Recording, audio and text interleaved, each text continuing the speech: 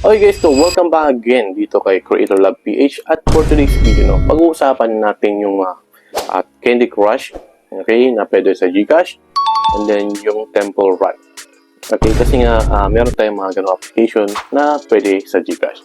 Alright, pero bago tayo magsimula guys, kindly please like this video, subscribe to my channel, and don't forget to hit the notification bell below para lagi updated kay Creator Lab PH. So, alright?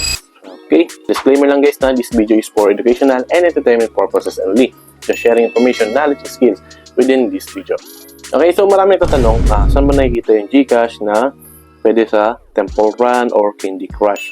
Okay, so meron kasing ganun mga application. Okay, although all-in-one na yun, yung application na yun, ando na lahat, pwede mo nang gamitin or laruin. Okay, ito kasi yung mga default sa Play Store ay hindi naman talaga pwede kay Gcash. Okay, pwede naman tayong humanap din na ibang application. Ibang mga content creator na pinapakita nila kung nasaan. Alright? Pero dito guys, syempre sabihin ko rin yung pros and cons na yun. Yung pros and cons nito, as long as free user ka sa mga ganong application, okay, ay okay lang yun. Pero once na syempre nag-avail ka o something, huwag mo gagawin yun. No ka doon. Okay? Huwag kang mag-avail any na power up o booster sa mga ganong application. Okay? Negative yun. Okay, ngayon papakita ko sa inyo saan yung application na yun, saan nakikita yun. Okay, now first thing first, punta muna kayo sa google.com. Okay, para mahanap natin yung application na yun na all-in-one na pwede kay Temple Run at Gcash, and then also yung Candy Crush na rin as well. Okay, google.com, punta ka muna dyan, and then i-type na lang natin yung application na yun, hindi ko na lang sasabihin. Alright, so yan, type mo yan. Ito, kung nakikita nyo dito, yan sa search inbox ko, sa box na yan, ay yan ang hanapin nyo. Again, huwag kayo gagamit ng ibang link, direct, mas maganda, and then syempre huwag gagamit ng booster. Laro lang kayo, okay, mag-entertain kayo sa sarili nyo, okay, yun lang naman. Okay, and then syempre huwag kalimutan yung Trustpilot. Check nyo yung application na to, anong review ng mga ibang tao, ano nangyari dito. Kasi ito guys, matagal na to. I think magdadalawang taon na rin itong games, something na to.